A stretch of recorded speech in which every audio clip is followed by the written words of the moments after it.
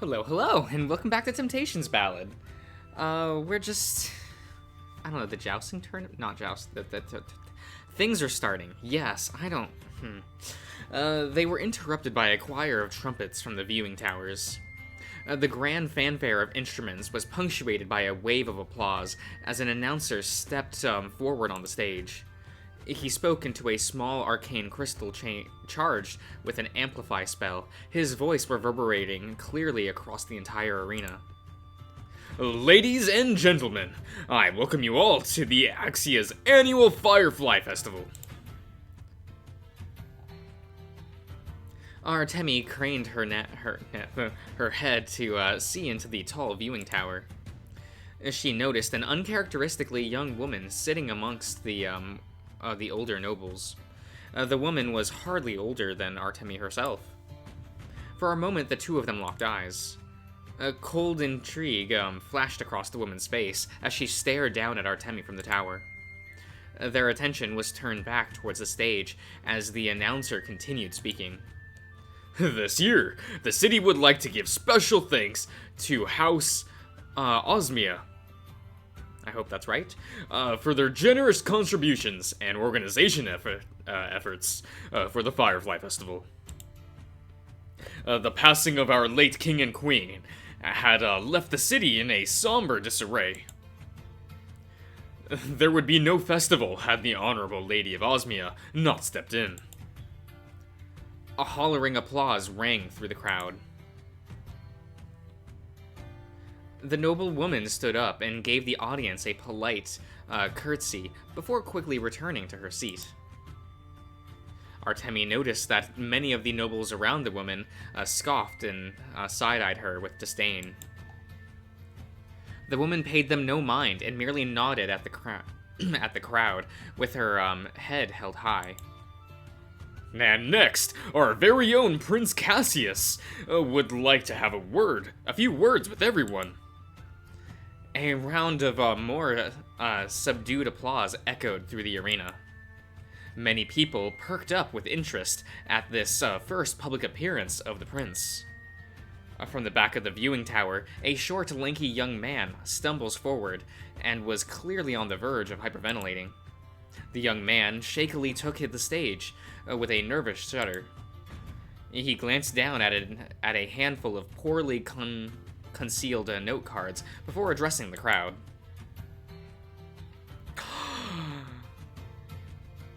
Bird? I didn't know he was a bird. Did they mention he was a bird? Am I an idiot? Oh my god. Bird rep. Hello, everyone! Welcome all to the Firefly Festival. May our hearts stand strong in these trying times. While passing of my dear mother and father has surely been a blow to the city, we shall rise above and prosper as they they would have wished for us to. Prince Cassius suddenly fumbled, his note cards tumbling out of his reach and into the grassy field below. The peacock stood frozen, staring out at the sea of faces watching him expectantly. Even from the distance, Artemi could see the prince's breathing rapidly increase to a panicked pace. In an instant, Prince Cassius let out a horrified squawk and bolted from the stage in complete fright. An awkward silence grew in the air as the crowd gaped at the craven display. Well then. This kingdom's future looks bright. Cole, be nice. His Highness was clearly scared senseless. We must be patient with the poor man until he adopts to his role. Lady Osmia suddenly stepped up to the stage and cleared her throat. Her every movement felt fluid with practiced grace. The noble woman's quiet gaze drew the attention of her onlookers effortlessly. Greetings. I am, what is this, Maven? No, but it's not, there's no N there, wait. Maeve? Osmia.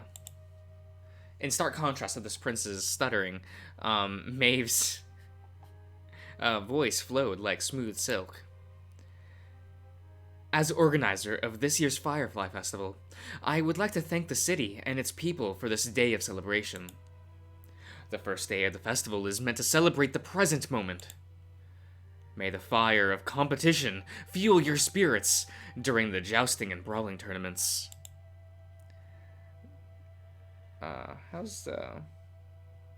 don't know, maybe that should be turned up a little bit. The victor of the brawl will be awarded a generous prize in gold, while the victor of the joust will receive the honorable boon from House Osmia. As its heir, I will do my utmost to fulfill this victor's request. Lady Osmia nodded quietly, her gaze shifting to the nobles behind her. Lastly, I would like to thank my fellow nobles in welcoming House Osmia among your ranks. There was a wave of snickers and upturned noses at her comment. Maeve continued as though she hadn't heard. House Osmia is still in its infancy and greatly appreciates your kindness. The nobility of Axia has shown us the most gracious hospitality. She pauses. Her voice grew low. I hope to one day return the favor. As the speech ended, a polite round of applause swept through the crowd. All of the members of nobility fell into uncomfortable silence as Maeve Osmia quietly returned to her seat. As the festival organizers stumbled to prepare for the jousting tournament, Artemi stared up at the tower with fascination. Who exactly is this Lady Osmia? I had studied the many houses and lineages of the nobility during my training, but I've never heard of this House Osmia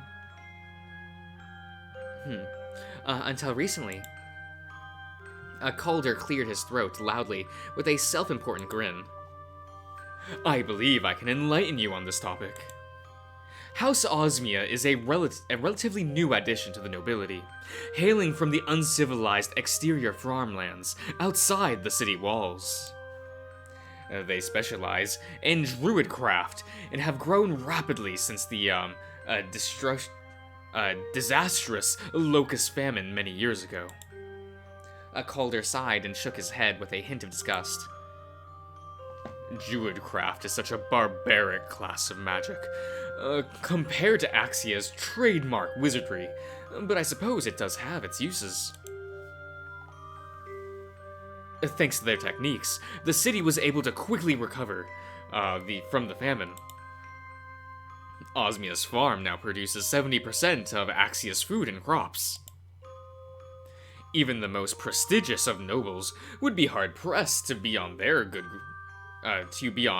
graces. I believe House Osmia decided to sponsor the Firefly Festival this year as a show of strength to show the other noble houses. Artemi stared up at Maeve's distant and serious face with wonder. She is the heir and leader to this growing house? Incredible. She is hardly older than I am. Calder scoffs. That is hardly a praiseworthy feat. I too am the heir of my house, and we are but a few years apart. And you can hardly call House Osmia a true house when she is the only member of it. I hear everyone else in her lineage has perished in the locust famine. Calder sighs and shook his head. Alas, as diminished as this young house is, they still hold a great amount of power. Grandfather has ordered me to consort with them and bring myself onto their good graces. Artemi's brow furrowed as she tried her best to hide her growing dislike of this man. And how will you set about doing that? By winning the jousting tournament, of course. Osmia would be, obligated to bestow a boon upon the victor. I will simply ask Lady Osmia for her hand in marriage. Artemi spluttered, utterly flabbergasted. What? Surely she would not be forced to accept such a request. Well, probably not. But she will be obligated to spend time with me as her suitor, above the other men clamoring for her attention. This would give me time to charm her into a partnership with, House O'Shaughnessy. Artemi glared at Calder with a hard look. A House O'Shaughnessy must be quite desperate for influence if they are resorting to such underhanded courtship tactics. And with a druid family, they look down upon, no less. Calder splattered furiously, clearly not expecting such a retort. House O'Shaughnessy is basking in wealth and power these days, I assure you. We are simply networking in search of better allies and companions. Surely you would understand. I do not. Companions and allies should be earned through honesty and mutual trust, not through such unchivalrous schemes. Calder crosses his arms defensively as he glared over at Cole and Sid.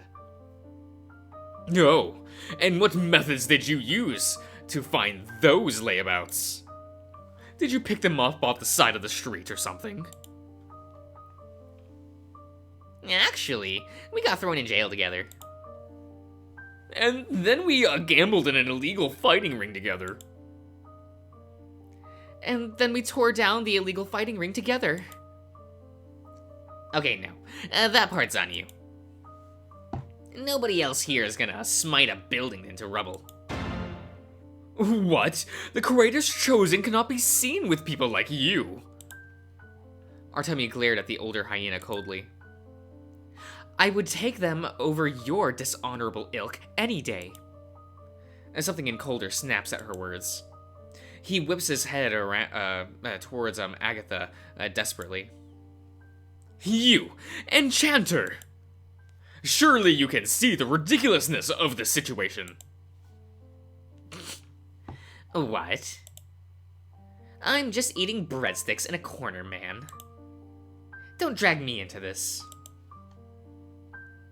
Calder tugged at his hair in frustration. He turns back towards Artemi furiously. I can take your rejection.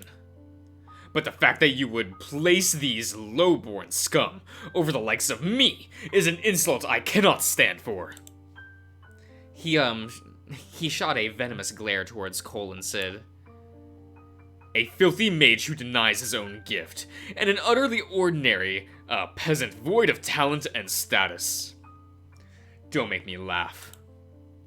Artemia gritted her teeth. Her hand twitched towards her sword. I will thank you to not speak of my companions in such a way. I speak the truth. Ah. Whoops. You are out of your mind if you think either of them are more worthy than I. Calder's frenzied glare landed on Sid, who nervously took a step back. You are clearly the weak link of this group. What makes you think you have anything of worth to provide? Sid flinched. I don't. The nobleman's eyes suddenly flashed with a deep shade of arcane velvet. Sid's chest squirmed uncomfortably as he felt the glowing gaze pierce through him like knives. What do you think you're doing? Behind them. Ooh, that's a bit loud. Cole instantly recognized the spell and bolted in front of Sid. But it was too late. The detect thought spell washed over Sid with an ice-cold wave. Let me see! Calder let out a cruel, triumphant laugh. He's illiterate, and an utter mess of a man as well. Oh, my dear chosen, where did you find this one? Sid felt his blood run cold. Calder's grin grew as he continued shifting through the badger's mind. Unemployed, fired at least a dozen jobs. Spends all his time daydreaming about becoming a hero he knows he's incapable of becoming, while his parents toil at a thankless job. Oh, and he's adopted too. This just keeps getting better. Sid growled and took a menacing step forward. Calder didn't even flinch. Shut your goddamn mouth! Oh, hush. You're too delicate to do anything to me. I can read your entire mind. And you agree with me. Calder chuckled with delight. You have no idea why these two even keep you around. You've got nothing to contribute, and are a waste of their precious time. Oh, sweet Cole. So patient and supportive of you, taking you under his wing and teaching you to read. Something you should have learned ages ago, if you were a functioning person. Panic shot through Sid's chest. He whipped around to see Cole staring at him wide-eyed. And dear Artemi. What a perfect warrior, kind and humble, and brimming with power. A true personification of the hero you've dreamed of becoming. But you are just an ant standing beneath her. Dispel magic. Artemi lunged forward, a fist still flashing with a spark of lightning. She roughly grabbed Calder by the collar and slammed him against the wall of the booth. The wood buckled under the force, and her blow she growled with uncontrollable rage. You go too far, you despicable! Despite being lifted off his floor, Calder managed a gloating grin. Oh, but don't you see? He hates you. Your beloved companion utterly despises you. Every time he sees you, his blood boils over with envy. He cannot even stand to be in your presence anymore. This is the companion who you so gladly treasure. Artemi faltered. She looked towards Sid, shocked and wounded. But the moment they locked eyes and she saw the badger's utterly broken expression, she exhaled sharply and turned back towards Calder. Her fist plunged forward with a crack. A shower of splintered wood shattered across the viewing booth as Artemi sank a hole into the wall, inches next to Calder's head. Artemi let out a deep breath. You are an utterly vile man, Calder O'Shaughnessy.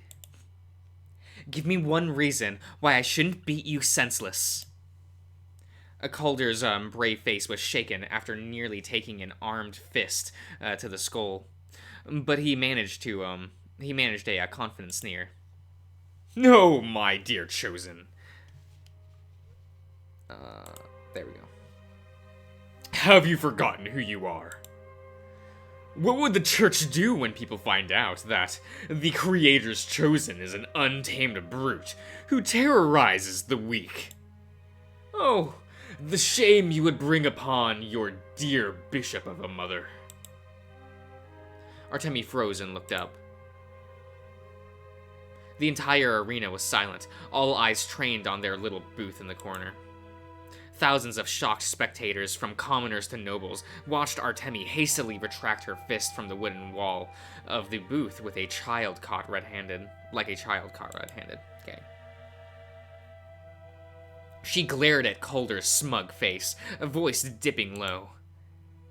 So this was your ploy. The noble, shrugged with a smirk. What can I say? I do not take insults well. Anyone who crosses House O'Shaughnessy will be sure to pay the consequences. He laughed gleefully. So what will it do? What will you do, my dear Chosen? Our audience is starting to whisper and wonder about what is happening down here. I suppose you can continue beating on me. That'll do your reputation wonders. And if you retreat without a word, House O'Shaughnessy can easily twist the inevitable rumors to our advantage. He tapped his chin thoughtfully. Though I suppose if you grovel at my feet and apologize, I would be open to sparing you the social scrutiny you will undoubtedly face. Artemi growled, gritting her teeth in frustration. This scum of a man deserves no apologies. She had half the mind to beat him to the dirt for his slight against Sid. However, she cannot deny that Calder was ultimately right about her situation. She cannot make a move against him without soiling hers and the church's reputation. And she was in hot water with Her Excellency to begin with. Her claim to be the creator's chosen title would be forfeit, and she would likely drag the Knight Commander down with her. The logical course of action would be to publicly apologize, but the sight of Calder's smug grin made her blood boil. Oh, are you refusing to apologize? I suppose I should start crying out for help. The Creator's Chosen clearly has malevolent intentions towards me, a helpless citizen. Fine. I apologize. A sharp snap of fingers suddenly interrupted their exchange. Cole's voice reverberates throughout the entire stadium. Its voice amplified through a prestidigitation. Calder O'Shaughnessy, you have insulted the honor of both my underlings and committed a dire breach of privacy through a detect thoughts spell. As leader of this adventuring party, I cannot allow this insult to stand. I, Clody Bonebreaker, hereby challenge you to a public duel. A curious and excited murmurs instantly swept through the arena as onlookers watched their little group eagerly. Calder whispered around and stared at Cole in shock. Cole gave him an unimpressed look. What? You think Artemi's the only one with a reputation on the line? Your granddaddy won't be very happy to hear that you've involved in a public scandal and then lose to a commoner in a duel. What will people think of the precious O'Shaughnessy name then? Oh, sorry, that's loud. Whoops. Sorry, guys. You have some nerve.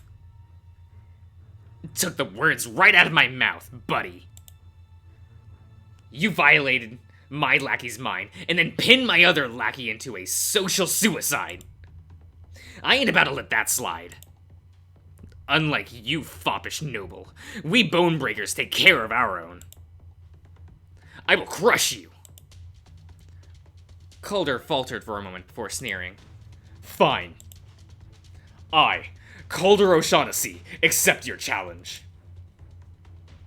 You cannot hope to defeat me without using that magic you keep so poorly hidden.